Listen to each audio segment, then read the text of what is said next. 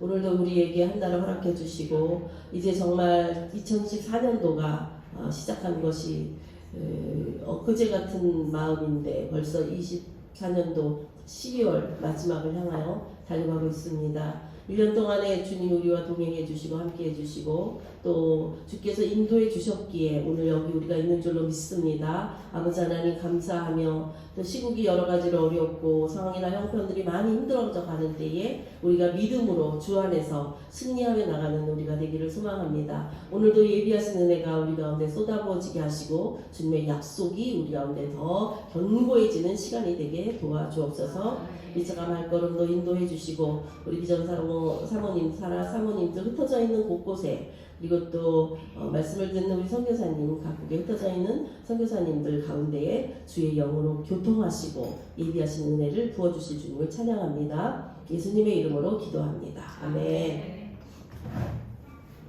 지난 시간에 저희가 했던 아가서가 전혀 녹음이 안 돼가지고 녹음한다고? 했다고? 아, 그 소리만 들어갔지. 그죠? 그래요? 그러면 그거를 저한테 좀 주셔봐. 그거에도 올려주세요. 그래서 오늘 그냥 아가서를 지난 시간에 했던 부분인데 간단하게 보고 오늘 이사야서 성경을 본 다음에 식사를 가도록 할게요. 그래서 거기다 연락을 하셔가지고 우리가 1시까지는 도착할 거라고 얘기하세요. 부서자분이. 아가서의 성령 오전 타임밖에는 우리가 지금 시간이 없고 이제 12월 종강하게 되면 내년 2월 달에 우리가 2박 3일 그 조슈아 밀스라는 분 그 거기 집회를 참여하는 걸로 우리 기사를 개강을 하려고 그러거든요. 조슈아 밀스라는 분이 되게 유명한 사람이에요. 많이 알려져 있는 분인데 하여튼간에 함께 가서 은혜 받는 것도 좋지 않을까. 그분의 영성이 참 되게 깨끗한 편이기 때문에 괜찮을 것 같아. 그래서 그걸 참여하면 어떨까 지금 오픈한 상태고 확인되는 대로 해보도록 할게요. 자, 아가서는 우리가 잘 알고 있듯이 정말 그 사랑하는 사람들의 그런 비밀. 그런데 그것이 이제 하나님과 또 예수님과 우리 인간, 우리의 사랑 뭐 이런 식으로 이제 표현을 하고 있는데 원리라고 하는 것은 근본적인 원리는 하나 같아요. 왜냐하면 하나님이 다 원리를 만드셨거든요. 근데 그 원리를 떠나서 영리적인 그 순리가 아닌 영리로 쓸 때에 거기에 따르는 부작용들이 굉장히 많이 일어나잖아요. 근데 오늘 이 시대는 너무 영리적이기 때문에 순리대로 하는 것 자체가 이상할 정도로 세상이 진짜 마지막을 향해서 가고 있어요. 그래서 이 마지막 때 하나님의 순리대로 살아야 되는 우리들에게 있어서는 앞으로의 주어질 이 시기들 이미 많이 넘어간 이 시기를 앞으로도 어떻게 통과해야 할 것이냐 이게 참 우리한테는 어려운 과제일 수도 있고 그렇기 때문에 이 마지막 때는 하나님 성경에 예수님이 말씀하시기를 마지막 때에 먼저 된 자가 나중되고 나중된 자가 먼저 된다 그런 말씀하시면서 그렇게 얘기하시잖아요.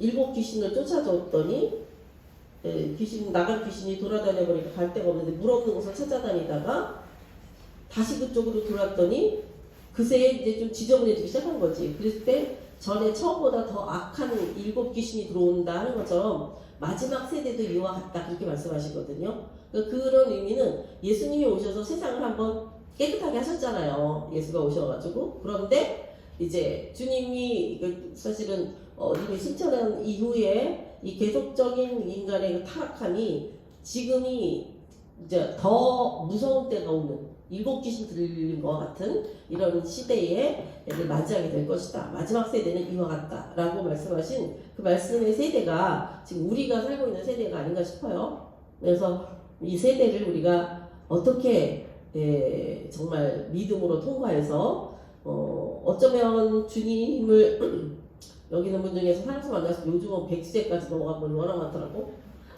살아서 만날 수도 있고 또 낙원에 가 있다가 주님 만날 수도 있는데 그 시대를 우리가 어떻게 이제 이겨나갈 것인가 그 정말 믿음을 보게 되냐는 시대에 우리가 살고 있거든요. 하여튼 애지간한 믿음을 갖지 않으면 이 시대를 통과할 수 없다라는 게 성경적 얘기고, 그래서 하나님의 인치심이 마지막 인치심이 있을 때 이제 그 인치심을 받은 자를 보호하시는 하나님의 역사가 결국은 통과할 수 있는 힘을 주신다. 그러니까 인치심을 받기 전까지, 다시 말하면 이 마지막을 준비하는 전까지는 우리가 내가 최선에서 되는 건 아닌 것 같아요. 왜냐하면 그거는 전적으로 영적인 것이고 하나님의 것이기 때문에 어쩌든지 하나님의 은혜로 택하심으로 이끄심으로 이 과정을 통과하지 않으면 말세지만을 사는 우리들에게 있어서 이 시대적 상황은 우리 힘으로는 이길 수 없는 상황이 될 것이다 라는 게 성경적 시즌이니까 진짜 내 믿음을 지키기 위해서 어떻게 이걸 잘 통과할 수 있을 것인가, 이게 계속적으로 우리가 시대를 살아가면서 생각할 수밖에 없는 그런 과제 같아요. 나라는 나라대로 그러고 여기저기 그러고, 또 어저께 그저께 또 바누아투에 지진 나가지고 7.3 지진이 나가지고 거기 얘기로는 제가 지금 감기균이 좀 있어서 거기가 34만 명인가 그런데 10만 명 정도가 영향을 받아서 비상사태를 선포했거든요. 근데 선교사님네도 거기가 이제 대부분 지진을 나면 사람들이 산으로 올라가더라고, 땅이 막 이렇게 되니까. 근데 제법 높은 곳에 있어요, 선교센터가. 그런데 벽돌 같은 거 좀 이렇게 금이 가고 이런 시스템 해놓은 거 있잖아요. 이런 거 스피커 이런 거는 다 쓰러졌더라. 그러니까 이게 흔들렸다는 얘기지. 그래가지고 거기도 참 쉽지 않은 나라예요. 지진이 7.3이면 사실은 굉장히 센 거거든요. 근데 앞으로는, 그리고 거기가 브레골이고 거기가 거의 시발점이기 때문에 거기서 지진이 터지면 나중에 일본까지 와요. 그 지진이 한 달 정도 되면 지진이 이 브레골이 이렇게 오더라고, 전염되듯이. 그러니까 그런 곳에서 진짜 목숨을 걸고 주의 복음을 전해야 되는, 우리는 한번 오라 그래도 가는 게 겁나, 언제 터질지 모르는 지진 앞에서. 그리고 얼마 전에는 거기에 타나라는 섬이 있는데 거기에 그 볼케이노 이 세계에서 두 군데, 눈으로 이 화산을 터지는 걸 볼 수 있는 데가 두 군데인데 그 중에 하나가 그 섬이거든요. 근데 우리 거기 그때 갔을 때 진짜 왜 돈 주고 왜 이걸 왜 와서 봐야 되나 싶더라고. 돈 진짜 비싸요. 하여튼 걔네들이 이제 받아먹는 돈이 장난이 아니야. 이게 뭐 이렇게 버스 한 10분도 안 돼, 한 7, 8분 타고 가는데 한 9만 원이야. 9만 원, 10만 원이야. 그런 데로 왜 가는데, 얼마 전에 거기 구경하고 있는데 터져가지고, 아니 거기는 아니지만 다른 곳에서 뉴스에 보니까 터져갖고 이 동영상을 찍혔대. 사람들이 막 도망가더라고. 이게 보통 이렇게 산대 같은 데 있으면은 여기서 밑에서 이렇게 터져 나오는 게 여기서 위에서 보는 거거든요. 그러니까 밑이 이렇게 산 기술 같은 데 내려와야 된다고, 산을 내면.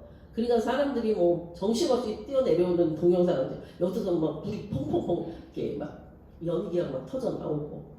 사람들은 그런 거 보는 걸 좋아해. 아니, 전 이해가 안 돼. 나도 갔지만 나 가고 싶어서 간 게 아니야.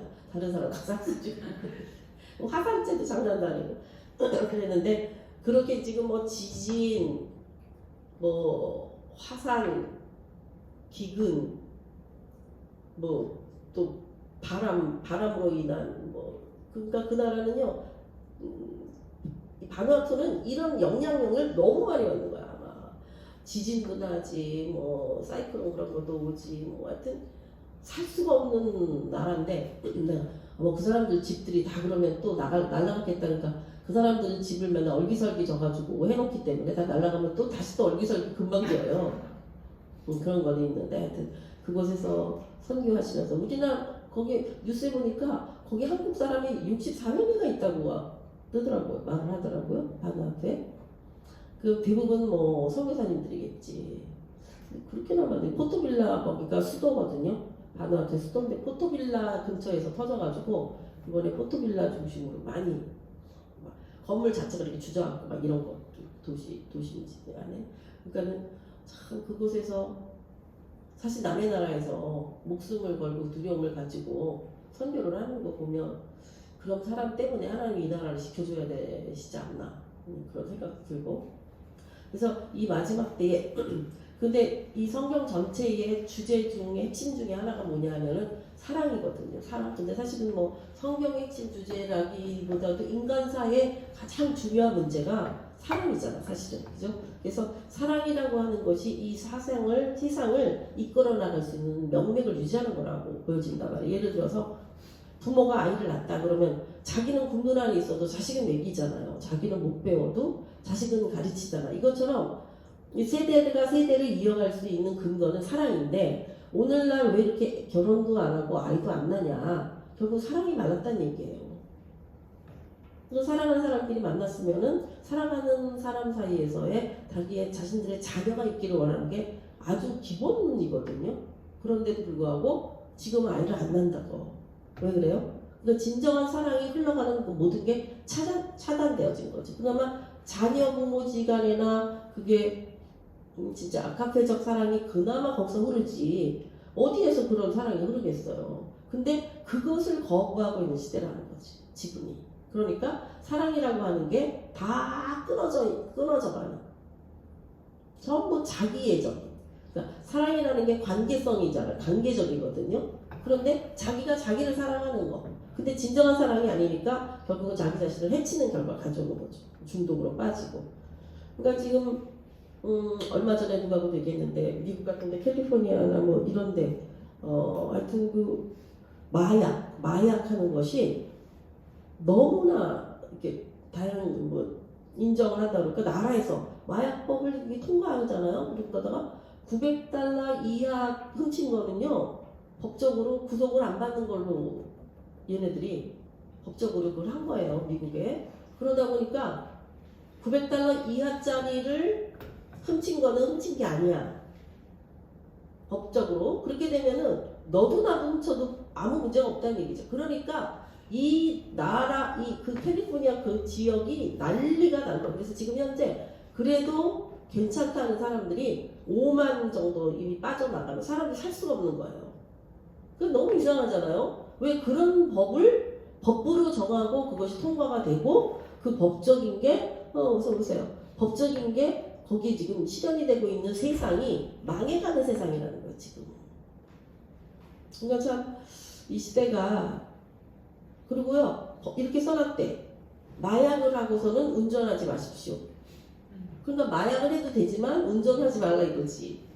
이와 같이 그런 일들이 지금 미국 같은 나라에서도 이루어지고 뭐 다른 데는 이게 살기가 힘드니까 막 무기 소지가 가능하니까 막 아무나 쏴대고 이런 강도.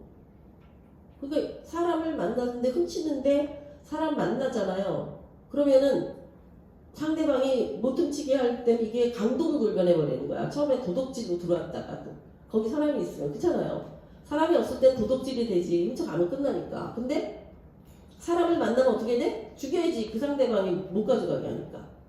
그게 이 세상을 그런 법안을 지금 통과를 시키고 있다는 거예요 나라들이. 특히 미국 같은 나라는 어떻게 보면 이제 기독교 국가라고 볼 수 있는데 이번에 트럼프 대통령이 돼서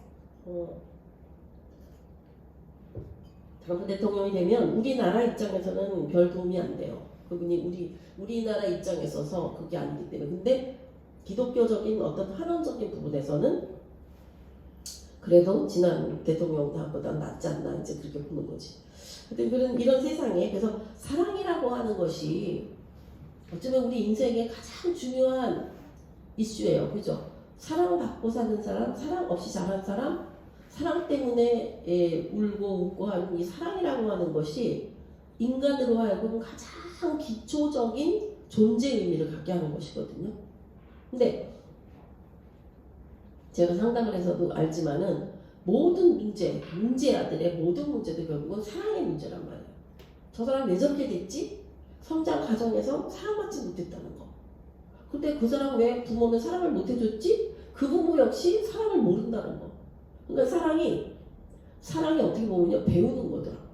부모로부터 배우고 자연스럽게 내 것이 되는 경험을 통하여 이제 배우는 것이 환경 속에서나 내 것이 될 때 내가 쓸 수 있는 자동적으로 쓸 수 있는데 그 왜곡된 사랑, 잘못된 사랑을 경험하고 그 사랑이 온전치 못할 때 사랑이라는 것도 완성되어져 가는 거잖아요. 단계가 있잖아요. 처음부터 온전한 사랑할 수는 없잖아요.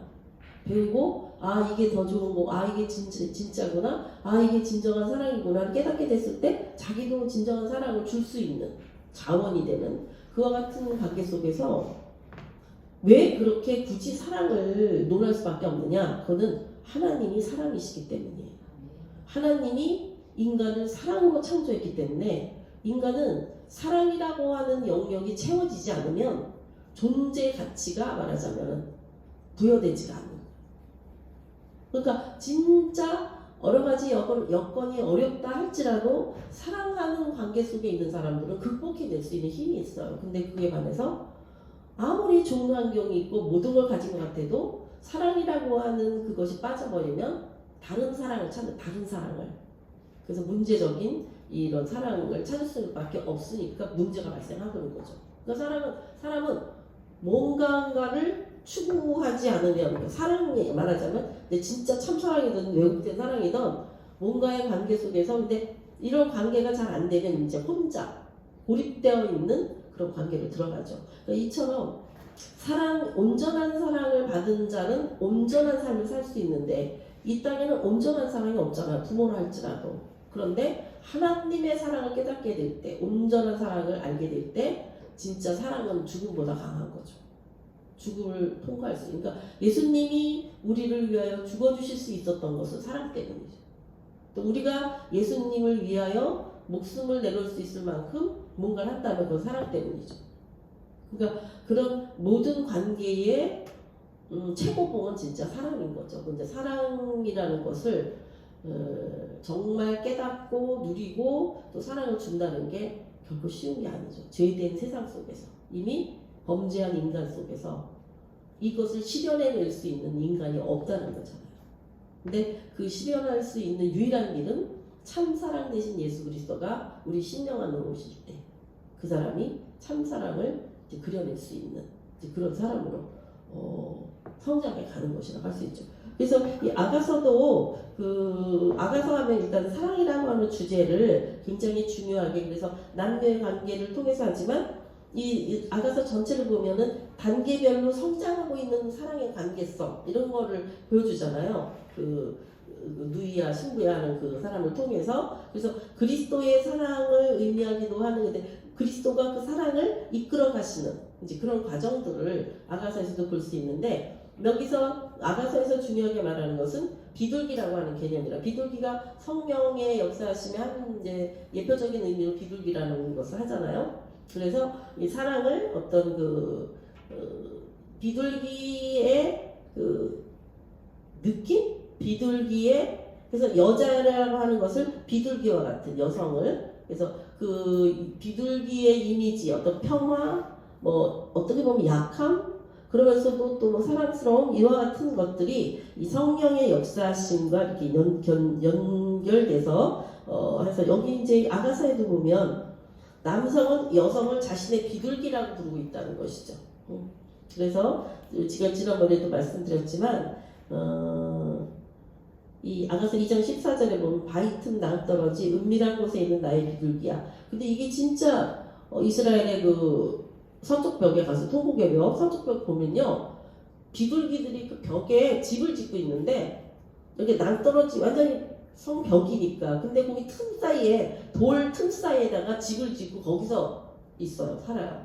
그래서 제가 그걸 보는데 우리나라 비둘기보다는 사이즈가 좀 작지 훨씬 작은데 제가 그걸 보면서 어머 진짜 얘네들이 이렇게 틈 사이에 낭떠러지 같은 데다가 집을 짓는 거기서 사는구나. 그래서 제가 좀 신기하게 느꼈던 경험이 있는데 여기도 보면 은밀한 곳에 있는 나의 비둘기야 내가 내 얼굴을 보게 하라 내 소리를 듣게 하라. 내 소리는 부드럽고 내 얼굴은 아름답구나. 그러니까 하나님의 관점 성령님과 예수님의 관점으로 본다면 우리가 예수님 앞으로 얼굴을 드러내고 그리고 소리를 듣게 하는 하나님 앞에 있는 자 주님 앞에 기도하는 자 그 모습으로서의 비둘기를 여기서 아가서에서는 말하고 있는 것이죠. 그래서 또 여기 우리가 제가 지난번에도 드렸지만 이게 녹음이 안 돼서 한 번 더 말하는 건데 비둘기가 어떤 신부의 개념이면서 비둘기의 마지막에 그 예수님이 사랑하는 여자, 그게 뭐 교회 측면,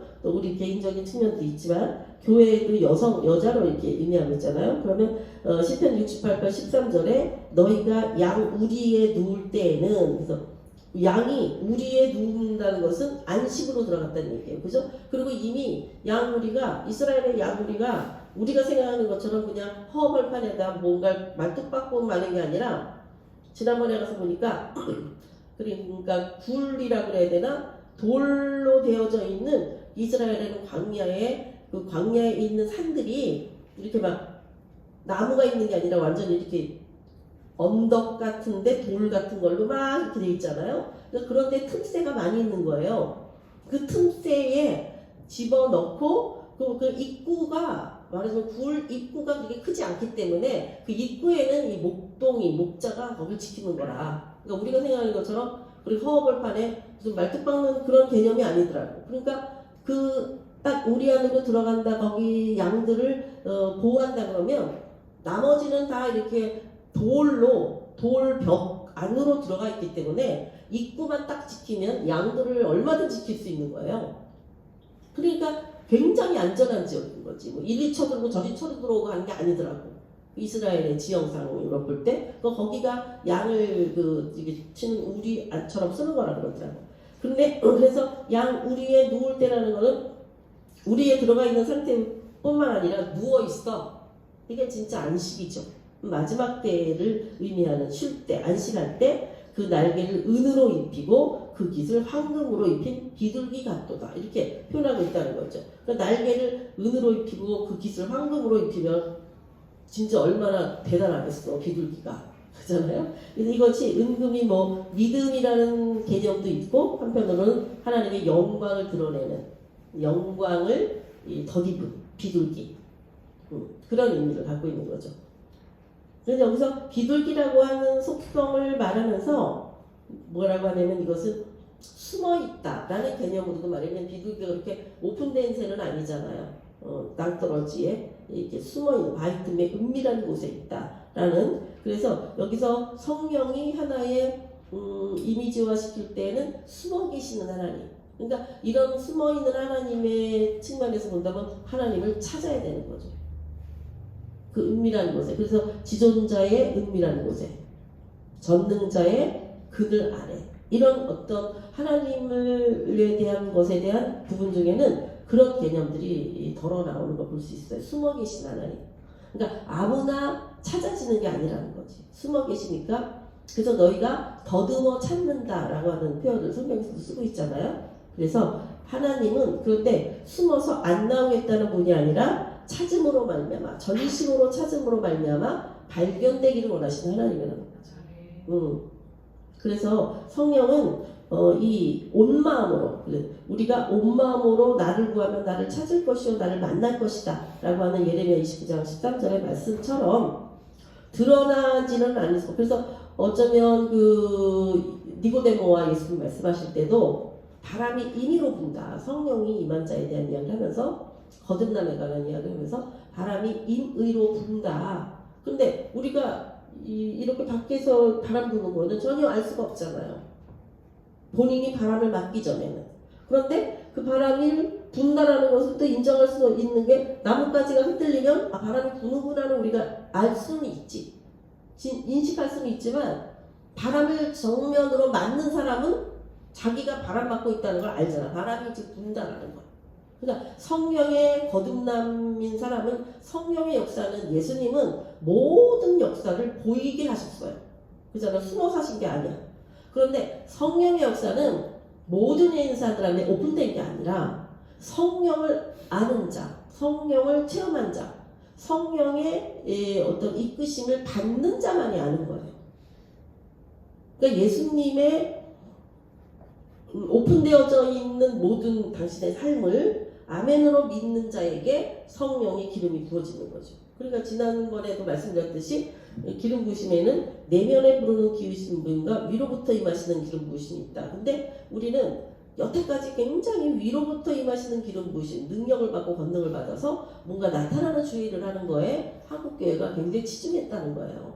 그러니 뭐가 문제가 됐냐면, 내면에 임하셔서 내 안에 계신 성령님이 나를 어떻게 이끄시고 거기에 내가 어떻게 순응하고 어떻게 반응해야 될지에 대해서는 너무 안 가르쳤다는 거야. 모른다는 거야.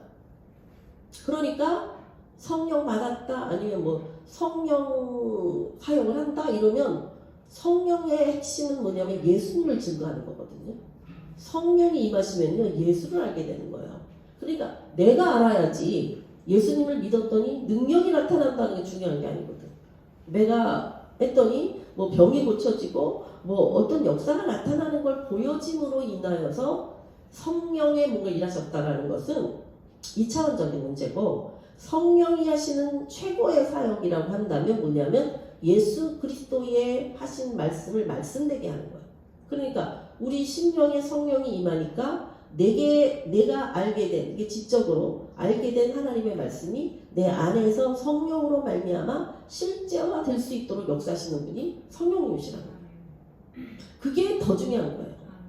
그것을 가진 자가 계속적인 하나님 앞에서의 순종과 믿음으로 성장해 나갈 때에 이제 성령의 위로부터 부으시는 기름 부으심이 임하니까 그를 통하여 예수를 증인된 삶을 살수. 그때 비로소, 왜냐하면 내 안에 계신 예수가 증인된 삶으로 드러나게끔 하시는 거지. 우리가 예수 믿을 때는 다 예수 믿잖아요.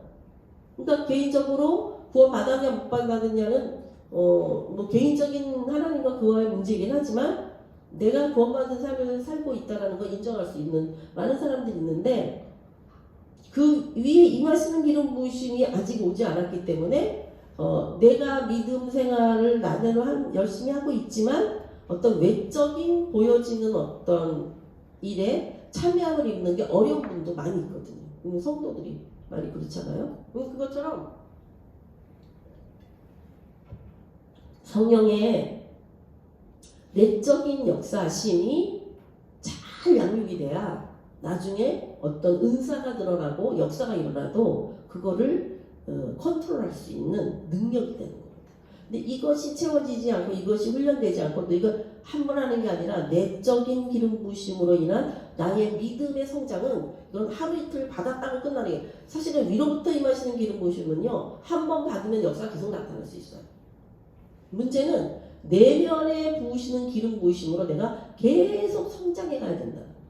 그래서 결국은 그리스도를 담는 분량에까지 자라가는 그가 진짜 하나님의 일을 할 수 있는 자인데, 끝까지. 그러니까 자기 영혼도 구원하고 그리고 외적인 기름 부으심 때문에 다른 이들에게도 예수를 증거할 수 있는 삶을 사는 이 두 개가 맞아야지. 근데 먼저는 내적 기름 부으심에 충만해야 된다는 거야. 그럴 때에 외적 기름 부으심의 역사들을 말하자면 자기가 겸손하게 컨트롤해서 나갈 수가 있는데, 그렇지 않으면 외적 기름 부으심으로 인한 도리어 내적인 것이 허하니까, 부족하니까 그걸 도리어 자기 것으로 다 취해버리고 하나님의 영광을 자기 것으로 취하고 자기는 이제 진짜 나중에는 난 너 모른다 라고 하는 그런, 그래서 바울사도가 항상 그걸 두려워했던 거죠. 내가 당신들한테는 다 구원에 대한 걸 하지만 내가 구원받지 못할 수 있다는 거에 대한 두려움이 있다. 그거 결국 뭐예요? 자기를 끝없이 쳐서 목적시키는 겁니다. 성령이. 그러니까 다른 사람들은 그걸 모르죠. 그 다른 사람들한테는 그거를 보여줄 필요도 없을 뿐만 아니라 그거를 제시할 의미가 없어. 그런데 자기는 안단 말이에요. 자기는 내가 성령의 이끄심을 받고 충만함과 정말 잠잠함 가운데에 성령이 이끌어 가심에 내가 어떻게 순응하고 있고 순종하는 삶을 살고 있는가, 이거는 본인은 어느 정도는 알 수 있어요. 그러니까 너무 외적으로 일이 바빠지고 어떤 그게 되면 이게 어려운 게 내적 기름 부으심에 대해서 충만할 수가 없다는 거죠. 자꾸 에너지를 밖으로 쓰다 보니까 내면 안에서의 나를 잠잠히 지키고 자기를 하나님 앞에서 세워가는 그런 시간들을 자꾸 뺏기다 보니까 도리어 뭐 부흥사라든가 외부 일을 많이 하는 분들이 안으로 들어가 보면은 진짜 범죄율이 훨씬 높은 거예요. 왜냐하면 컨트롤할 수 있는 능력이 없어, 자기 자신을. 그리고 이미 주어진 어떤 그 권세 밖에서 볼 때 그거에 대해서 본인이 너무 누리는 거지, 자기도 모르게. 누리다 보니까 하나님 앞에서 자기 자신도 변화돼. 처음에 그게 아니었는데, 사울처럼 처음에 그게 아니었는데 나중에 왕으로서의 그런 게 점점 굳건해지니까 자기가 자기 마음대로 죽여도 되는, 자기를 뭔가 건드리며 못 견뎌하는 이와 같은 하나님이 창조한 우리가 변화되기 원하는 그 모습보다 정말 잘못된 경향이 점점 많아지는 거죠. 그러니까 참 그게 조심스러운 것 같아요. 여기에 역대하 32장에도 31절에 이 말씀도 있죠. 히스기야를 죽은 사람 살려주셨는데, 근데 히스기야가 자기 마음대로 자기 모든 걸 다 그 궁궐에 있는 것도 보여주고 이러면서 하나님의 음성을 따르지 않으니까 결국은 하나님이 히스기야를 그 히스기야의 아들이 므낫세죠. 응? 그런 세상에 어떻게 므낫세 때문에 하나님 이스라엘을 다 흩어져 버린다고, 더 이상 므낫세 때문에 용서를 못한다는 거거든요. 그래 히스기야 같은 왕한테 므낫세가 나왔다는 거예요. 그러니까 참 아이러니한 거지. 물론 개인적인 거지만 근데 므낫세가 성경을 쭉 보면 잠시 동안 어떤 문제에 대해서 잘못을 인정했을 때 하나님도 므낫세를 긍휼히 여기셔. 그러니까 참 요즘 와서 더 이게 강하게 느껴지는 건 뭐냐면요, 리더자, 지도자가 너무나 중요하다는 거예요. 나라도 마찬가지고 가정도 마찬가지고 가장이 잘해야 되는 거예요. 지도자가 조그만 소그룹의 모임이라도 지도자가 잘하면 정말, 그래서 지금 나라 같은 경우도 아르헨티나가 옛날에 세계 그것이 10위권에 들었던 나라인데 완전히 굳어나가지고 지금 아르헨티나가 엉망진창이 됐잖아요, 나라가.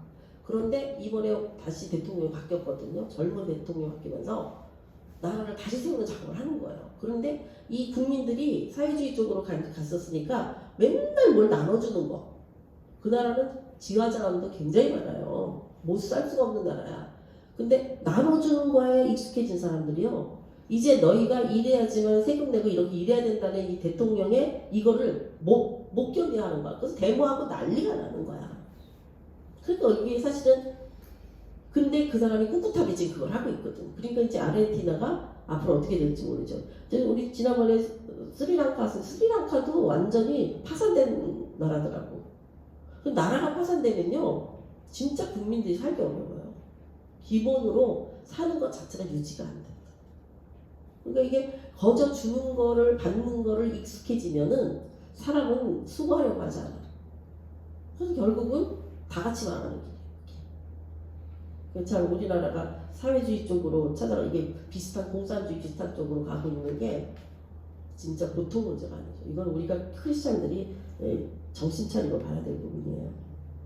그러니까 이건 진짜 하나님 앞에서 우리가 왜 그걸 원하느냐, 우리가 선교하고 모함에 하나님의 나라 일을 할 수 있게 편하기 위해, 그러니까 편하다기보다는 그 일이 잘 순조롭게 진행되기 위해서는 나라가 받침돼줘야 돼요. 그렇지 않으면은요, 개개인적으로 할 수 없는 게 너무 많거든요. 그래서 그 비둘기라든가 아가서에서는 비둘기로서의 성령, 그러니까 비둘기 어떤 속성과 같은 것도 있지만, 이 아가서에서는 하나의 비둘기가 하나님과의 관계 속에서 사랑받는 존재로서의 그 일을 위하여 비둘기, 그리고 성경이 비둘기 이 모양으로 내려오고, 비둘기라는 것을 굉장히 의미 있게 쓰잖아요. 비둘기를 내보내서 물에 내보냈다가 그 방주 때도 뭐 이런 것들을 보면 비둘기라고 하는 게 성경 속에서 굉장히 의미 있는 하나의 그런 것으로 사용되고 있는 걸 볼 수 있어요. 근데 이사야서 우리가 12시 조금 지나면 움직여야 되니까 이사야서를 지금 볼게요. 이사야서 성경을 좀 보면, 이건 안 했던 거니까 조금 구체적으로 합니다. 100페이지. 감기약을 먹으면은 되게 입이 말라. 그죠? 건조해지나 봐. 여기 보면 세대 간의 성령을 말하고 있어요. 저는 이 세대의 중심적 계획을 가지신 하나님이 세대 간의 성령의 역사지. 이사야서, 저는 이사야서 진짜 이사야가 얼마나 하나님의 메시지를 대단하게 받아 썼는지, 아주 그냥 양도 많지만 어떻게 이렇게 섬세한 하나님의 것을 비밀스러운 것들을 받았을 수 있을까? 뭐 다니엘서도 그런 점이 있지만 다니엘서는 그래도 분량이 작잖아요. 이사야서는 이 분량이, 그 엄청난 분량 안에 엄청난 내용들이 막 그 정말 예수 그리스도 메시아 오심과 그리고 그 천년왕국에 이르기까지의 모든 내용들이 포함된 게 이사야서거든요. 근데 그래서 이사야서의 핵심의 중요한 포인트가 뭐냐면 하나님이 일하심은 그렇게 뭐랄까 단시간 내에 한 번에 의해서 이루어지는 게 아니다. 세대를 통하여 하나님의 계획하에 하나님의 경륜이죠. 그 약속을 성취하신다라는 관점에서 이사야 그거를 어떻게 이 세대에서 다음 세대로 연결하냐 이거예요. 그죠? 우리가 성경 보면은 60권의 성경이 뭐 40몇 명, 41명인가 뭐 5명인가 1명인가 이제 숫자도 좀 헷갈리네. 그런 사람이 기록한 것이 거의 1600년, 그러니까 1700년 동안에 기록되어진 내용들을 하나의 주제를 가지고 성경을 뽑아낼 수 있잖아요. 그게 어떻게 가능하냐. 그것은 성령이 아니시면 이 세대 간을 연결할 수 없다는 거. 그죠? 사람이 그걸 어떻게 하겠어. 조금만 해도 이게 바뀌는 게 인간인데 뭐 100년도 못 가는 게 인간이잖아요. 우리나라 같은 경우는 좋은 나라들의 특징은 문화가 제대로 된 나라의 특징은 예를 들어서 독일 같은 경우 저희가 그때 가보니까 장관 월급하고 제가 말씀드렸을 거예요. 초등학교 교사 월급하고 똑같아요. 근데 그 초등학교 들어가면 초등학교, 중학교, 고등학교 이거를 다 한 선생님이 한다고. 그러니까 중학교 들어가면은 이제 초등학교까지는 전체가 똑같은 걸 하면 중학교부터는 전문으로 들어가. 그러니까 1학년부터 6학년까지가 선생님이 똑같아. 고등학교가 아니라. 그래서 얘가 진짜 공부할 애인지 아니면 얘는 자기의 특성적으로 다른 게 있는지 이걸 체크해가고 1학년부터 6학년까지 선생님이 똑같아요. 그러니까 한 아이를 완벽하게 해석을 하는 거야. 그래서 이 전문을 찾아주고 얘는 머리가 있어서 얘는 공부를 하면 좋겠다 그러면 걔는 공부를 하게끔 하고 다른 재능이 있다 그러면 그쪽으로 내보내는 거예요. 그러니까 나라의 정책이 그거는 변하지를 않는 거야. 그러니까 저기 독일 같은 경우는 목사 사례비가 나라에서 나오잖아요. 그러니까 뭐 성도 눈치 볼 일이 없어. 그리고 꼭 2번은 와야 돼. 이제 세례 받을 때랑 죽을 때로 와야 되거든.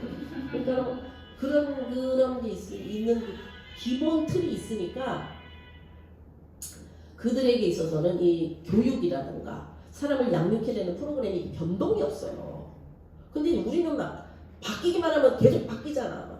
교육 정책이 바뀌어내니까 이것이 이제 여태까지 이렇게 하는데 이제 이렇게 하라는 거야. 근데 너무 웃기는 게 뭐냐면 제가 요즘 여기서 탁구 친다 그랬잖아요. 탁구 치는데 여기 코치가 바뀌잖아. 내가 지금 1년도 안 됐는데 코치가 한 3명 바뀌었다고. 근데 너무 웃기는 거는 각 코치마다 가르치는 게 틀려서 다시 처음부터 가르치는 거야. 그거 이렇게 하면 어떻게 해야 돼? 도대체 우리가 선수로 나갈 것도 아닌데 그냥 넘기면 되는 거지. 이 사람들이 왜 이렇게 그러니까 자기는 자기 것들 확실하게 뭔가 나는 이런 게 있다라는 게 전문가들 갖고 있는 그게 있잖아. 그러니까 그거를 코치로서 다 뜯어 고치는 거야. 다 뜯어 고치는 거야. 그래서 이제 좀 뜯어 고쳐서 쓸만하면은 딴 사람이 와. 그렇게 하면 안 되고 이렇게 해야 된다는 거야. 아휴, 그래가지고 제가 야 이거 동사무소에서 와서 탁구 치는 코치들도 이렇게 자기께 세니 응? 과연 그러니까 이게 이거는 그래도 뭐 어쩌다 괜찮다 하지만 이게 교육에 대해서 이것을 그렇게 계속 바꿔대면 어떻게 애들을 어디다 맞춰서 교육하냐 이거예요. 이와 같이 이 문화적인 어떤 오래된 나라들은 그런 기초적인 것의 중요성을 알고 그 부분을 안 건드려. 그래서 쭉 그 부분을 가게 하는데 이 신생 국가들 특히 이제 가난했다 부자 된 사람들 졸부들이 하는 짓이 막 뭐가 좋은지를 모르니까 막 그때마다 바꿔대듯이 우리나라의 그런 부분이 진짜 문제가 많은 거예요. 교육이나 이런 정책이 사람 바뀔 때마다 바뀌니까.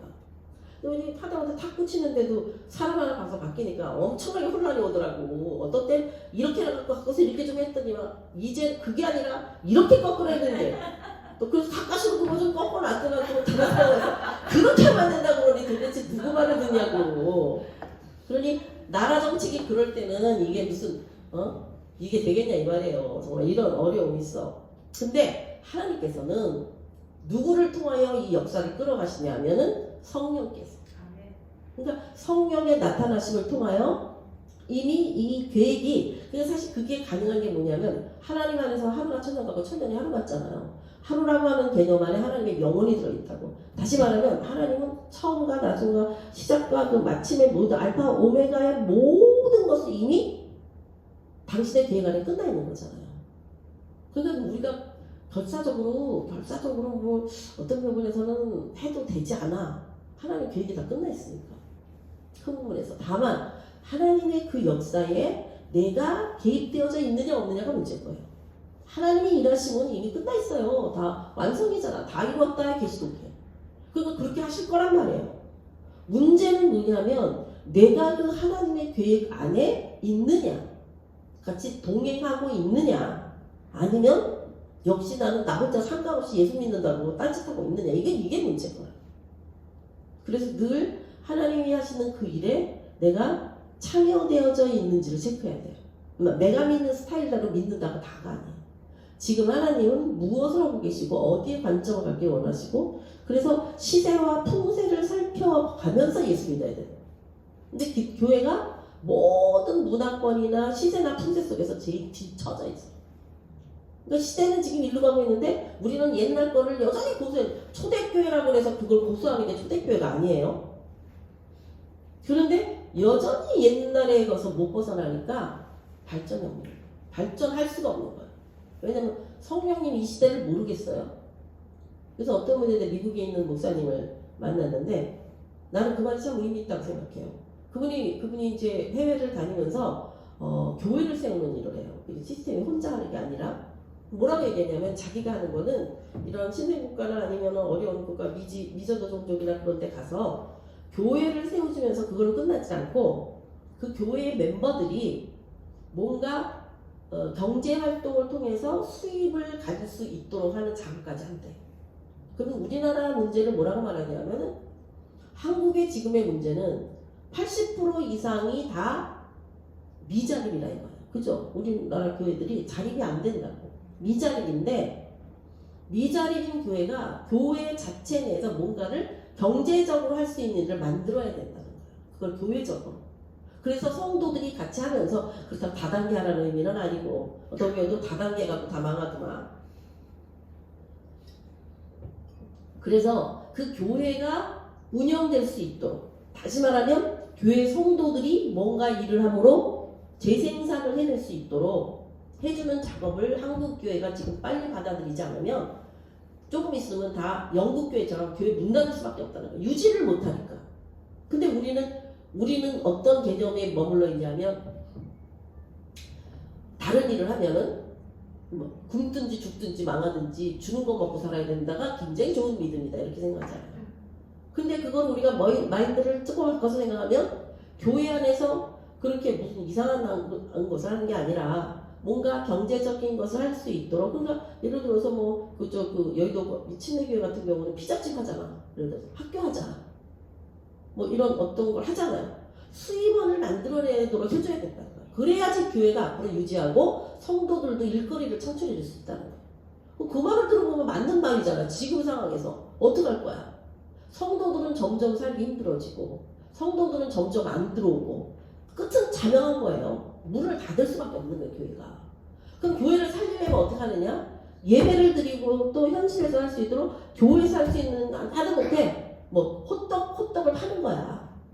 호떡을. 근데 호떡을 목사님만 파는 게 아니라 성도들이 같이 한단 말이에요. 그 뭔가 창출해내서 교회를 유지하고 살릴 수 있는 길을 만들어서 지금 하지 않으면 앞으로 조금 더 있으면 다 문 닫고 다 교회 닫게 생겼다 이거예요. 그 말이 틀린 말이 아니더라고. 현실이잖아. 그렇다고 믿음 떨어지는 뭐 일을 하거나 하나님이 하지 말라는 일을 하려면 안 되겠지. 그리고 그러니까 이런 부분들에 대한 우리가 생각에 대한 것들이 바뀌지 않으면 사실은 진짜 아무것도 없어질 수도 있겠다. 그럼 그게 최선이냐?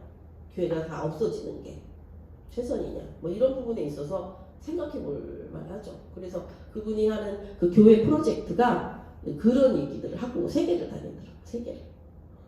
그렇게 하자. 그래서 자기네들이 할 때는 그렇게 만들어 주고 오는 거예요. 그래서 자체 돌아갈 수 있도록. 교회를 가서 어려운 상황 만들어 줬잖아. 그런데 그들이 유지를 못하대, 교회를. 언제까지 또 그 교회를 말하자면 서포트 해주냐. 누가 서포트 해주냐. 이거 다 지금 힘들마다. 이런 부분들은 우리가 진짜 패러다임 전환 시프트가 일어나야 될 필요가 있어요. 참 한 번도 우리가 한국교회 같은 경우 별로 경험 안 해본 얘기이기 때문에 도리어 그렇게 하는 것이 이상하다고 생각할 수 있지. 그런 관점에서 본다면 뭐 예를 들어 커피숍 하는 거, 그게 또 찬성이냐 반대냐 많이 많거든요. 근데 이제 그거 해갖고서 얼마 남느냐 하면 또 뭐 다 안 남는다 그랬대 또 별로. 근데 하여튼간에 우리가 그렇게 뭔가 건전하게 이 시대에 필요한 것으로 도움 줄 수 있는 게 뭔가 이거는 생각해 볼 필요가 있다고 저는 제 생각에.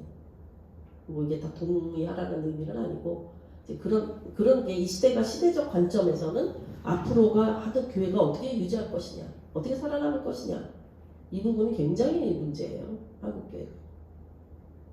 그래서 이 세대 간의 그 성령의 역사심 하나님이 그래서 세대 간의 어떤 근본 본질적인 것은 절대 변하면 안 되지만 환경과 여건에 따라서 어떤 방법론의 문제나 어떤 그런 부분은 조금씩 변화가 될 수밖에 없다는 거예요.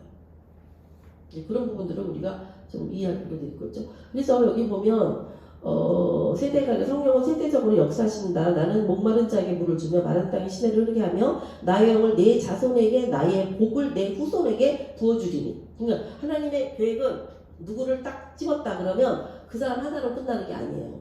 그를 통하여 뭐 그 주위에 있는 사람과 더불어서 계속적인 복의 전달을 하기 원하신다는 거예요. 그래서 가문에 그런 축복이 있다는 것은 그 하나님이 그 가문을 굉장히 귀하게 여기실 수밖에 없다는 거죠. 왜냐하면 세대를 통해서 그것도 지금 목사 집안에서 목사 나오고 뭐 각자 자기네 가업을 잇는 게 상식적이잖아요. 그런데 하나님의 영적 가업을 이룰 수 있는 그런 자손들이 나오기를 원하시잖아요. 그래서 이 여러 그 세대를 걸쳐서 계속 이 성령의 역사심이 쏟아져 내려오게 돼 있다. 그래서 성령의 능력은 한 세대에서 다른 세대로 흘러 역사를 통해 계획을 확립하신다는 거예요. 우리는 내가 살고 있는 시간밖에는 더 생각 못하는데 성령은 수많은 세대를 거쳐 생각하신다. 그래서 아비 세대가 반드시 있어야 다음 세대가 세워집니다. 교회에서도 마찬가지예요. 요즘 우리가 다음 세대 하지만 아비 세대가 준비되어지지 않은 교회 안에서 다음 세대는 어려워요. 왜냐하면 다음 세대를 지지할 수 있는 근본이 없어. 성령의 흐름이 없다는 거예요. 그러니까 저가 신세계 교회들이 왜 어려운가? 이게 그리고 오래된 교회들은 또 왜 그래도 그들이 유지할 수 있는가? 물론 장단점은 있지만 그 교회는 이미 아비 세대가 있기 때문에 다음 세대를 키워낼 수 있는 이미 파워가 갖고 있는 거예요. 근데 아비 세대도 이제 제대로 된 아비 세대야 되겠지. 그런데 아비 세대가 없이 이 젊은 애들끼리 하면 이게 어려움이 발생해요. 내가 볼 때. 그러니까 멘토도 없고 그 툴을 이렇게 커버해 줄 만한 그 세력이 없는 거예요. 그래서 교회가 연륜이 있다는 거, 믿음 생활하는 연륜이 있는 분이 교회 안에 많이 있다는 거는 교회적으로 볼 때는 굉장히 중요한 부분이다. 저는 그렇게 생각해요. 그래서 여기 있는 것처럼 다음 세대로 계속해서 하나님은 전달하기를 원하신다는 거예요. 그래서 이 하나님의 경륜이 창세기 3장 15절 이후에 아담과 하와 범죄한 이후에 창세기 3장 15절에 하나님의 그 원복음이라 할 수 있는 복음이 결국은 계시록 20장에서 끝나고 21장, 22장은 새하늘과 새 땅으로 들어가는 그런 쪽이잖아요. 그 모든 이 중간 이 사역 속에서 하나님의 뜻하신 바가 있다는 거예요. 하나님은 되게 오랜 시간을 놓고 하시는 거죠. 지금 그만 3,600~700년의 시간, 더 길게 보면 6,000년의 시간을 말하는데 지금의 시즌이 거의 이제 끝에 와 있는 시즌인데 이 끝에 와 있는 시즌의 특징 중에 하나는 뭐냐면은 처음과 끝이 맞물린다는 거예요. 그래서 처음에 일어났던 역사가 마지막 때 일어나는 거죠. 그래서 우리가 그 재밌는 얘기를 그렇게 해요. 성경을 보면 이것이 이렇게 딱 덮으면 이쪽 면하고 이쪽 면하고 이쪽 면의 역사가 거의 맞물려 간다는 거예요. 예를 들어서 초림 때에 그 당시에 모든 국가의 그 전체 세계적인 제국이 4개국화되어져 있다면 마지막 계시록 때도 4분화되어지는 세상. 뭐 이런 식으로 이게 맞춰보면은 이 거의 이게 마지막 때가 맞물려 초림하고 재림하고 그 시대적 상황. 초림 때에도 예수님 초림 때에도 예수님을 인정하지 않고 사실 예수 믿는 사람들 얼마나 핍박했던 당시였잖아요. 초대교회 사건. 그것처럼 마지막 때도 똑같은 일이 일어난다는 거죠. 나라의 그 분배도 그렇고 이런 것들 맞춰보면 진짜 하나님이 처음과 마지막을 이렇게 퍼져 있던 걸 이렇게 맞물려 놓는 것 같은 그런 성경적인 걸 얻을 수가 있겠더라고요. 그래서 하나님의 경륜은 하나님 안에서는 몇천 년의 그 경륜인데 우리는 기껏해야 100년도 못 사는 뭐 경륜이 뭐야 80년이나 제대로 살 그런 세대적이니까 세대적으로 전달이 된단 말이에요. 그러면은 이것이 어떻게 전달되는가는 하나님의 사람, 다시 말하면 성령의 사람들로 말미암아 하나님의 영을 가진 자를 통하여 전달되는 거예요. 그러니까 이 성령의 이끌림을 받고 성령의 걸 깨닫고 바울 사도가 벌써 그 2000년 전에 기록을 했잖아요. 어떻게 그게 가능하고 오늘날 그것이 우리에게 그대로 일어나겠는가? 이것은 성령을 가진 자의 하나님 앞에 그 쓰임바 되어진 사람들 때문에 오늘 우리가 그럼 오늘도 우리가 다음 세대에 어떻게 그 하나님 복을 전할 수 있겠느냐는 결국은 하나님의 영을 가진 자들을 통하여서 전달되었다는 거죠.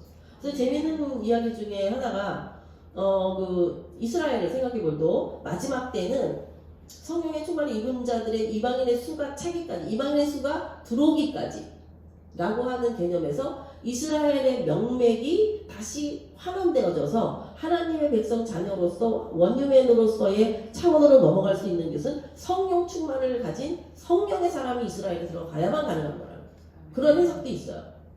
근데 그 말이 틀린 말이 아닌 게 이 세계를 볼 때의 마지막 역사가 지금 이스라엘이잖아요. 그리고 이스라엘이 끝나는 게 아니라 이스라엘의 다음 역사를 보게 되면 그들을 통하여 유럽이라던가 세계에 이제 마지막도 남아있는 사람 때 그들을 그 유대인들이 그들을 변화시키는 원유맨으로서 그래서 그리스도 안에서 결국 원유맨이라는 게 그리스도 안에서 새 한 사람이 된 거잖아요. 우리가 새 사람은 알죠?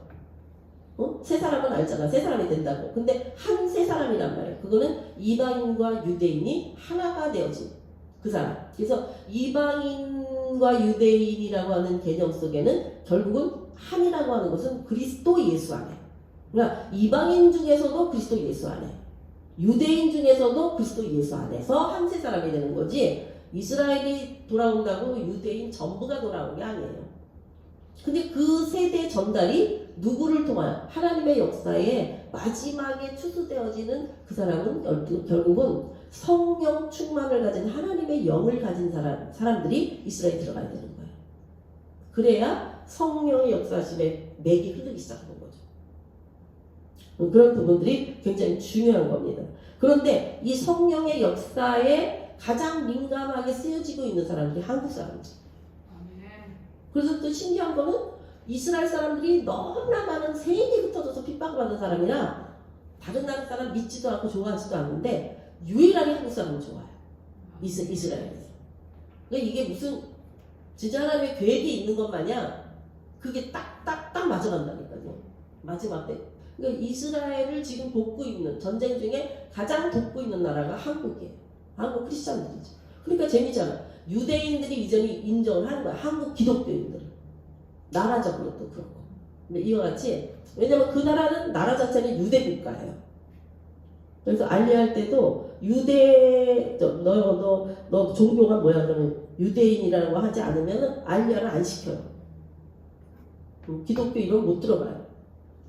이제 거기 들어온 사람들 중에서 지금 놀랍게 이제 많은 사람들이 하나님을 믿는. 그래서 유대인들 안에서도 이 한국 기독교인들을 통하여서 이제 그 사람이 얘기하잖아요. 며칠 전에 월요일날 임도영 목사님 그 그룹 있는 데 가서 만났는데 거기에 어떤 사람이 그러더라고요. 거기서 이스라엘에서 좀 얘기를 하시는데 이제 버스인가 뭐 차를 탔는데 그 기사가 자기는 한국 사람한테 너무 고맙다 그러더래요. 그러니까 왜 그렇게 고맙냐? 전쟁통에 들어오는 나라가 없대. 근데 들어오는 나라는 한국 사람이래. 근데 유대인들이 뭐 우리 버스 빌려서 타고 다닐 때 그때 자기네들은 월급이 없대. 그래서 거기에 물을 파는 돈으로 사실은 자기 월급을 비싸는 거예요. 근데 여행객이 안 들어오니까 이게 스톱이 되는 거예요. 그런데 그래도 들어오는 사람 한국 사람이야. 그래서 자기네들이 그나마 먹고 살 수 있게 해준 게 한국 사람이라고. 자기는 한국 사람 진짜 너무 고맙다 그러더라는 거지. 나중에 실생활까지 타고 들어갔어. 그래서 정말 신기할 정도로 한국하고 이스라엘, 근데 그게 더 잘 맞는 사람은 북한 사람하고 한국 사람, 아니 이스라엘 사람이에요. 그들이 북한 사람들이 느끼는 그런 핍박, 그러니까 크리스찬들이지, 북한 사람들도 뭐 아무나 못 들어오고 이제 북에서 내려온 크리스찬들 한국에 있다가 가거나 그런 사람들은 이스라엘하고 그런 그 심리적인 그것이 너무 잘 통한다. 그래서 우리가 통일하게 됐을 경우에, 통일했을 때에 이스라엘을 전폭적으로 동역할 수 있는 그런 사람들은 북한 사람들이라고 봐요. 그 사람들 지금 훈련시켜야 된다는 얘기지. 정작 그럴 때 해야 되기 때문에. 그래서 이 성령이 그러면 하나님께서는 이 경륜을 가졌을 때는 목적이 있을 거 아니에요, 그죠? 아무 근거 없이 경륜을 만드시잖아요. 그러니까 이 목적을 성취하기 위해서 결국은 하나님의 사람들을 통해서 목적이 성취될 수밖에 없잖아요, 하나님의 역사를. 그래서 오늘 우리들이 세대를 이어가는 우리들에게 하나님의 영이 와야 된다는 거예요. 세대를 이어가야 되기 때문에. 그래야만 하나님의 일이 성취되기 때문에. 그래서 하나님의 일은 자기 열심으로 하는 게 아니라, 자기 똑똑으로 하는 게 아니라 오직 성령의 이끌림을 받는 사람을 통하여 일하는 것이다. 그러니까 우리가 성령의 이끌림을 받는 사람이 되는, 우리가 다 하겠어요? 지극히 적은 한 부분이라도 감당하는 거죠. 그러면 뭐 5달란트든 2달란트든 똑같잖아, 받는 거는. 내가 지극히 작은 것을 하더라도 하나님의 뜻을 이루고 있다면. 그래서 성취 목적이 뭐냐면 하나님 나라가 이 땅에 오는 것이에요, 성취 목적이. 그래서 이 사단에게 빼앗겼던 이 지구의 하나님의 나라를 다시 예수 그리스도가 왕이 되시는 하나님의 나라, 다윗의 왕조가 다시 되는 하나님의 나라를 성취한 거예요. 그러니까 하나님의 나라는 누가 가는 거예요? 구원받은 자가 가는 것이잖아요. 그러니까 지금 남아있는 천년왕국은 완전히 하나님의 나라가 지구상에 임하는. 그래서 우리의 믿음의 관점은 사실은 죽으면 천국 가요가 아니라 죽어서 낙원에 가 있다가 그때 재림하실 때 예수와 함께 되어져서 이 땅에 다시 오므로 이 땅을 다스리는 자리, 그게 제가 늘 얘기하지만 왕같은 제사장적인 사역을 그때 하는 거거든요. 그래서 하나님이 이 지구상을, 사단이 없잖아, 그때는 다 묶여버려요. 거짓 선지자하고 거짓 적그리스도는 불못에 이미 들어가 있고, 아직 1000년 동안은 사탄은 무정행에 묶여있기 때문에 이 지구상에 사단의 역사가 없는 거야. 정말 좋은 나라가 하나님의 나라가 임하는 거거든요. 이 하나님의 나라가 임할 때에 우리가 거기에 참여 있는 자는 심판에서 말하는 거리가 먼 거지. 근데 그때도 새로운 사람들 출생할 거 아니에요. 천년왕국 시간에도. 그러니까 그때의 이 백보자 심판에서 그때 태어난 사람들은 다시 다 체크를 받을 수밖에 없는 거죠. 그래서 마지막 때 백보자 심판 이후에는 새하늘과 새 땅은 지구가 아니라 하나님이 마련하신 또 다른 곳이라는 거죠. 그래서 우리가 신령한 몸으로 변화되어지는 이 사건이 사실은 우리 그리스도인들에게 다음 과제가 돼야 되는데, 우리는 예수 믿으면 천국 가요, 이게 다인 줄 알고서 살았단 말이에요. 근데 거기서 수준이 이제 완전히 달라지는 거죠. 정말로 천년왕국을 누리는 자가 살 것이냐, 아니면 그때도 여전히 낙원에서 그냥 신령한 몸을 입지 못하고 영혼 자체로 천년 동안 있을 것이냐, 나머지는 음부에 천년 동안 있을 것이고, 이런 것들이 우리가 너무 훈련되지 않고 그 부분에 대한 것이 없으니까 모르고 있다는 거지, 우리들이. 그러면 이게 어떻게 가는 거냐? 예수의 다시 오심으로 말미암아 예수의 초림은요, 그 하나님의 사람들의 거듭난 자의 영혼의 이게 말해서 다수가 아니에요. 그런데 예수의 재림은요, 완벽한 구원이야. 그러니까 예수의 초림은 영혼의 구원이에요. 몸의 구원이 아니라. 신령한 몸이 아직 안 왔어. 그런데 예수의 재림에는 신령한 몸이 오는 완전한 영혼 육의 완전한 구원인 거예요. 예수의 재림을 우리가 구해야 되는 이유가 바로 그때 온전한 구원이 우리에게 이루어지기 때문이에요.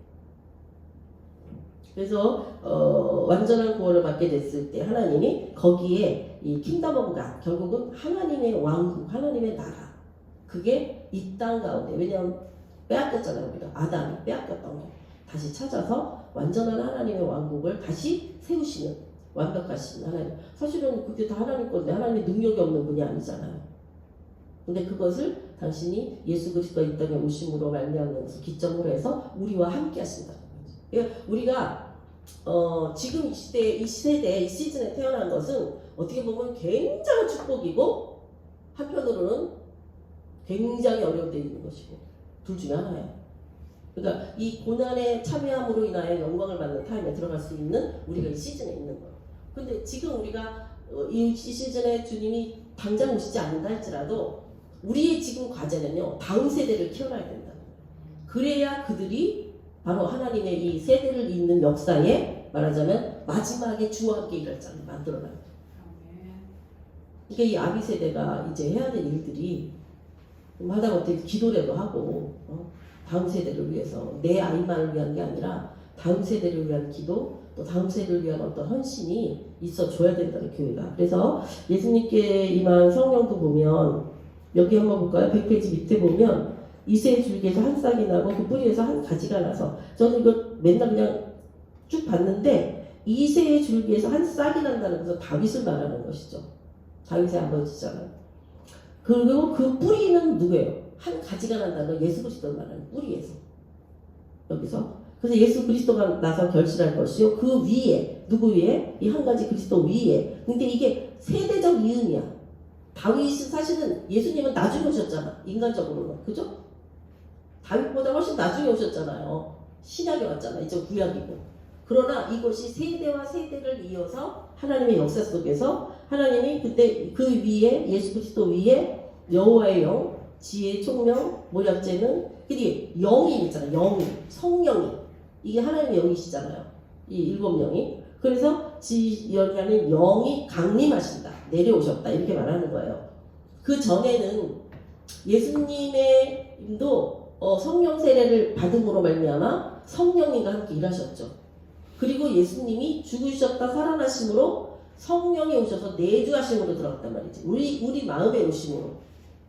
그러니까 이 시대에 우리 마음에 오신 예수 그리스도로 인하여 이제 그리스도가 드러나고 하나님의 뜻이 드러나고 경륜에 내가 쓰임받아 되어짐으로 인하여 하나님 왕국의 이 마지막을 가장 지금 하면서 가고 있는 거죠.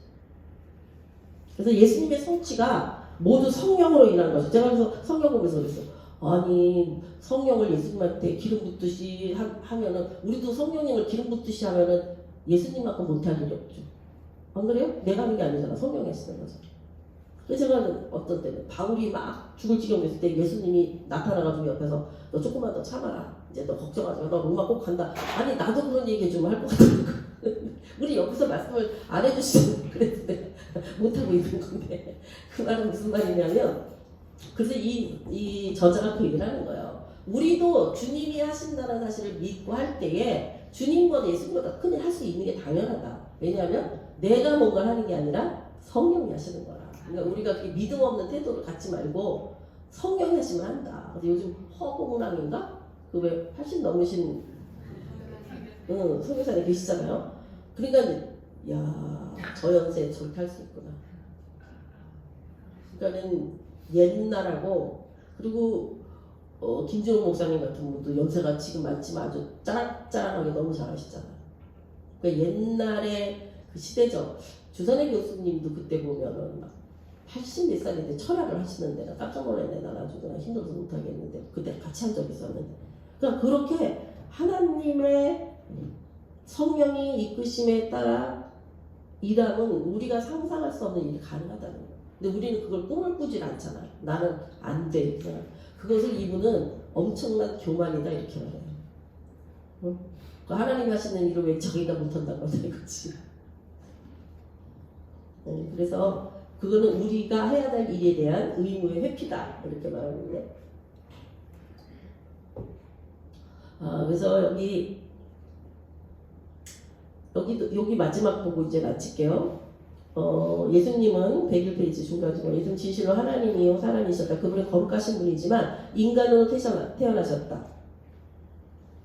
그리하여 성령의 능력으로 초자연적인 일을 행하셨다. 성령의 능력으로 초자연적인 일이 일어나는 것이거든요. 그래서 예수님은 성령으로 악령을 쫓아내셨다. 그러니까 여기서 이 마태복음의 12장 28절에 이 말씀이 내가 하나님의 성령을 힘입어 귀신을 쫓아내는 것이면 하나님의 나라가 이미 너희에게 임하였느니라. 이게 굉장히 의미 있는 얘기예요. 왜냐하면 그전에는 귀신 들린 자를 쫓아낼 수 있는 일이 없었어요. 그런데 귀신 들린 자가 쫓겨 나갔잖아요. 귀신이. 그 말은 뭐예요? 귀신보다 훨씬 강하신, 그전엔 전부 사단의 세상이었거든. 그런데 하나님의 영이 오시니까 그 악령이 견디지 못하는, 이미 너희에게 하나님 나라가 임하였다. 그런 것 같이 그 다음에 뭐냐면 예수님은 성령의 능력으로 병자를 치유하셨다. 그래서 성령과 능력을 기름 붓듯하셨으며 그것으로 다시 선한 일을 행하시고 마귀에 눌린 모든 사람을, 예수님은 모든 사람을 고치시더만, 모든 일을 고치시듯 주님이 고치셨으니 하나님이 함께 하셨습니다. 근데 이것이 무엇이냐, 우리가 성경에서 보면은 이런 능력은 기도다 라고 말하는데, 이거는 다른 인간의 삶의 표현을 보내면 거룩함이에요. 거룩함. 그러니까 우리는 죄라고 하는 게 아직까지 육을 통하여 얼마든지 들어올 수 있는, 몰라서도 죄 짓고 무지해서도 죄 짓지만은 뭐 우리가 죄 짓는 것 자체가 자연스럽게 죄를 질 수밖에 없는, 그래서 날마다 예수 피가 필요한 거잖아요. 그러니까 이런 우리들과 죄 없으신 몸으로 오신 예수님은 틀리죠. 그분은 죄가 퉁딱 들어올 수가 없어요. 어쩌든지 성령으로 잉태하셨기 때문에. 그런 관점에서 볼 때, 그런데 이것을 극복할 수 있는 건 뭐냐면 기도를 통하여, 기도를 통해서 뭘 하겠어요? 내가 하나님의 사람으로서 세워져 가는 것이지. 그럴 때 거룩함으로 구별되어지는, 이걸 통해서 이제 예수님이 하셨던 역사가 나타난다는 거죠. 병자도 치유하고. 그 다음에 예수님은 성령의 능력으로 설교하셨다. 그래서 결국은 저는 이 메시지를 되게 좋아하는 메시지인데, 이사야서 61장 1절에 있는 이 메시지나 누가복음에 똑같은 메시지가 있거든요. 예수님이 안식일에 들어가셔가지고 회당에서 말씀 증거하는 일이 나오는데 똑같은 메시지인데, 뭐라고 예수님 말씀하냐면은 이사야서 61장 1절에 보면 주 여호와의 영이 내게 내리셔서 이는 여호와께서 내게 기름을 부으사 가난한 자에게 아름다운 소식을 전하게 하시라. 나를 보내사 마음이 상한 자 고치고 포로된 자 자유케 갇힌 자에게 노임을 선포하며, 이렇게 말하고 있는 내용이 언젠가 한번 제가 했을 거예요. 누가복음에 보면 여기 없나? 여기는 안 나와 있네. 누가복음에 보면 예수님이 처음 설교를 회당에 가서 하실 때 바로 이 메시지를 선포하시면서 바로 이 말씀이 임했다 너희에게, 오늘 성취됐다, 이렇게 말하셨잖아요. 그러니까 이 얘기가 뭐냐면 주의 영이 임했더니, 성령이 임하셨더니, 근데 성령이 임한 거 제가 말씀드렸죠. 그냥 임행과 끝나는 게 아니라 성령의 각종 기름 부음이, 그 일을 성취하기 위한 기름이 있다. 그래서 그 기름 부으심이 부어지는데, 그것이 어떤 의미냐면 가난한 자에게 아름다운 소식을, 가난하다는 건 물론 뭐 보이는 관점에서 가난함도 있겠지만은 하나님을 갈구하는 자, 심령이 가난한 자, 그러니까 정말 하나님으로 채워지기를 원하는 자들에게는 이 복음이 전해지는데, 마음이 상한 자를 고치시고 포로된 자에게, 누구의 포로됐어요? 사단에게. 여태까지 왕노릇 했잖아요. 자유를 갇힌 자에게, 어디 갇혔어요? 사단에게. 아니면 인간적인 어떤 틀에 갇혀있는 자들을 놓게 하시는 그 역사. 그래서 누가복음에 보면은 바로 아름다운 해를 선포하시는 하나님의 역사. 그러니까 오늘 우리가 성령이 임하시면 해야 될 일이 이거예요. 예수님께서도 처음 설교하시면서 이게 임했다라고 말했거든요. 그러니까 우리가 예수님을 믿고 예수의 영, 성령님을 내 마음에 가지고 있다면, 마음이 상한 자를 고치고 이 세상 속에 묶여있는, 사단에게 묶여있는 자들에게 복음으로 말미암은 복음의 능력으로 자유함과, 그리고 자신의 삶 속에 뭔가 막 갇혀있는 그들을 노임을 할 수 있는 능력을 우리가 가져야 된다는 거예요. 그래 교회가 그래서 필요한 것이거든요. 공동체가. 그래서 바로 이것이 성령께서 하시는 일이에요. 그러니까 이 마지막 때는요, 성령이 일하시지 않으면 아무것도 안 돼요. 지금 성령이 떼고, 그래서 예수님이 심지어 성령의 능력으로 부활하셨다. 그러니까 우리가 부활의 능력은 성령의 역사심이에요. 성령 세례를 통하여서 우리가 부활의 영이 임하는 거거든요. 죽은 내 영이 살아나고 주와 함께 동행하면서. 그래서 성결의 영은 여기 로마서 1장 4절 보니까 그 다음 페이지에, 성결의 영으로는 죽은 자들 가운데서 부활하사 능력으로 하나님의 아들로 선포되셨으니 곧 우리 주 예수 그리스도시니라. 성결의 영, 거룩하신 영으로 죽은 자 가운데서 부활하셨다는, 오늘 우리도 죽을 수 있죠. 죽을 수 있지만 우리가 부활할 수 있는 것은 오직 성령으로. 성령으로 부활하는 것이다. 그랬을 때 예수님이 하나님의 아들로 선포되시는 것처럼 우리도 우리 심령에 하나님의 영이 임하면 성령으로 말미암아 부활의 영으로까지 들어가게 될 때에 우리도 하나님의 아들이라는 말하자면 그 권위가 부어지는 것이다. 그래서 예수를 죽은 자 가운데 살리신 이의 영이 너희 안에 거하시면 너희도 죽은 자와 같은 너희를 살리신다. 이 말씀이죠. 제가 지난번에 여러 차례 얘기를 했지만은 거듭남과 성령 세례는 차이가 있다. 거듭남은 내적인 기름 부으심이라고 한다면 성령 세례는 모순절에 성령 세례는 외적 기름 부으심이다. 그래서 증인된 삶을 살 수 있도록 그와 같이 말씀하시는 내용들을 여기 있는 것처럼 하여튼 하나님의 영이 임할 때 비로소 우리는 이제는 이 시대를 하나님과 함께 동행할 수 있도록 하신다는 거죠. 그래서 여기서 예수님이 지금 내용이 이거예요. 예수님도 성령으로 잉태하셨죠. 성령으로 모든 사역을 역사하셨고 성령으로 부활하셨고 그리고 오늘 우리에게 성령을 보내주셔요. 그래서 이제 나에게 그 성령이 임하신 거죠. 그러니까 그 성령님은 누구를 그리스도 되게 했냐면 예수님을 그리스도게 하신 분이잖아요. 그러니 우리 안에 성령이 오시면 어떻겠어요? 내가 그리스도가 누구인지를 알게 하시는 거예요. 그걸 통하여서 주님이 원하는 삶을 같이 살 수 있는 힘을 부으시는 거죠. 성령이 임하셔서 만약에 내가 뭐 선교적인 마인드를 하나님이 나에게 주셨다. 그러면 선교의 기름 부으심이 임하게 되는 거란 말이에요. 성령이 하시는 일이 얼마나 많겠어. 얼마나 만약에 치유적 사역이 내게 주신 은사거나 사명이다. 그러면 성령이 치유의 기름 부으심을 준단 말이에요. 그러니까 성령을 받았다 이렇게 모호한 게 아니라 나를 통하여 성령이 하시고자 하시는 일이 있다는 거예요. 그게 바로 주와 함께 하는 일인 거죠. 그러나 그보다 더 중요한 것은 그 일을 행할 만한 내 안에 성령의 나를 이끄심, 성령이 함께 하심에 대한 그런 것들이 더 중요하다는 거죠. 내면에 임하시는. 그래서 이 성령의 역사하면요, 우리 개인적으로 보면 과거에는 십자가에서 우리를 죄사하셨다. 예수님을 통하여서. 그럼 현재는 뭐야? 예수 그리스도의 십자가 사건이 우리에게 과거라면 현재는 그리스도 안에서 성령이 일하고 계시는 현재라면 미래는 뭐예요?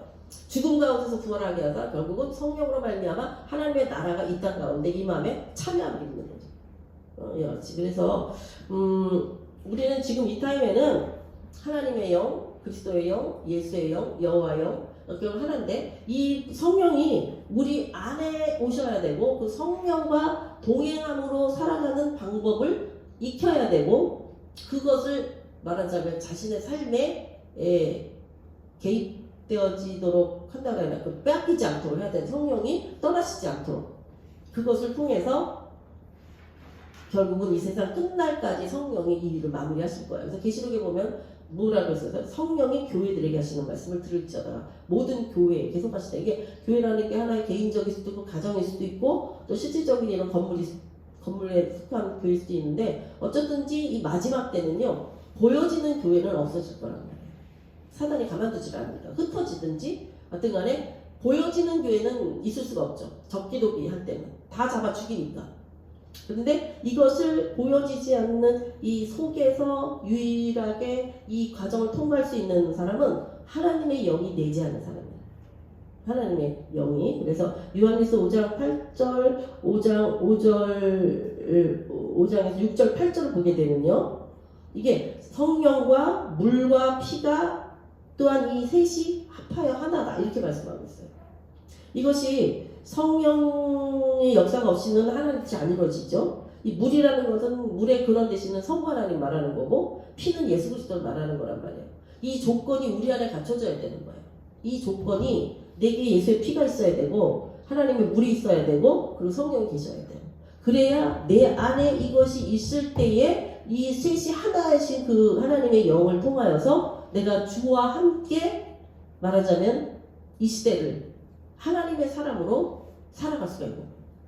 그래서 지금 이 세 가지가 제가 최근에는 그 말씀 드렸을 거예요. 예수님이 십자가에서 피만 흘린 게 아니라 십자가에서 물과 피를 다 쏟으셨잖아요. 우리 안에 물이 있어야 된다고. 그 하나님의 물이. 그래서 기도할 때 요즘 제가 이렇게 기도하거든요. 십자가에서 흘리신 그 피와 물이 다 나의 삶이에요. 피는 예수께로 들어가는 통로야. 씻어야만 되는. 그거 없이는 못 들어가니까 예수 안으로. 그 예수 피로 정결한 바 되어서 죄사함 받고 들어가서 그리스도 안에 있는 모든 것은요 하나님의 물이에요. 모든 것을 소성케 하고 생성케 하고 새롭게 하시는. 그래서 물을 충만히 채워야 돼. 근데 피도 우리가 뭐 보이는 걸 말하는 건 아니잖아요. 내가 예수님의 피로 정결되어서 믿습니다잖아. 그럼 물도 같이 믿어야 되는 거예요. 하나님의 그 물이 나를 소성케 하시고 새 힘을 주시고 내 영혼육에 새 힘을 주시는 걸 믿는 믿음으로 선포하고 기도할 때 물의 역사가 나한테 나타난단 말이에요. 그 다음에 성령은 왜? 성령 오시옵소서. 성령님 역사하시옵소서. 성령님 나와 함께 하시옵소서. 성령님이 내게 알려주셔서 내가 그 일을 행할 수 있게 하소서. 지혜를 주시옵소서. 이 하나님의 영이 총명을 주시고 모략과 재능을 주시고 하나님만의 지식을 주시고 하나님을 경외하는 경외함이 굉장히 중요한 거거든요. 경외함이 없으면 교만으로 들어가 버리니까 가진 모든 것들이 하나님의 것을 가지고 사단적으로 써버리게 된다. 이 경외함 이와 같은 것들을 이것이 하나인데 바로 그게 전부 하나면은 그 중에서 어느 부분이 떨어져 나가면 안 되는 거잖아요. 하나가 앞에서 하나니까 셋이 앞에 하나니까 내게도 그 하나가 있어야 되잖아요. 그래서 바로 예수의 피가 있어야 되고 하나님의 물이 있어야 되고 그리고 성령님의 기름 부으심이 있어야 된단 말이에요. 이 세 가지가 이 시대를 통과할 수 있는 그리고 주와 동행하는 삶의 가장 기본적이고 근원적인 부분이라고 할 수 있습니다.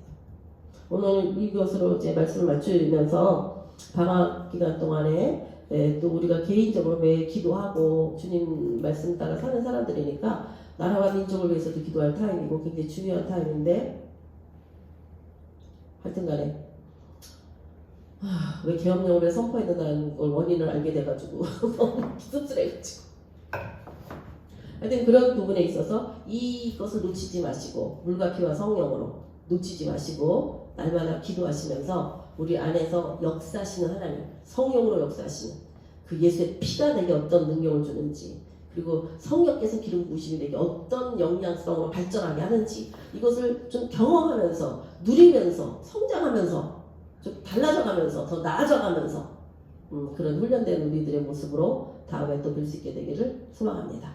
아멘.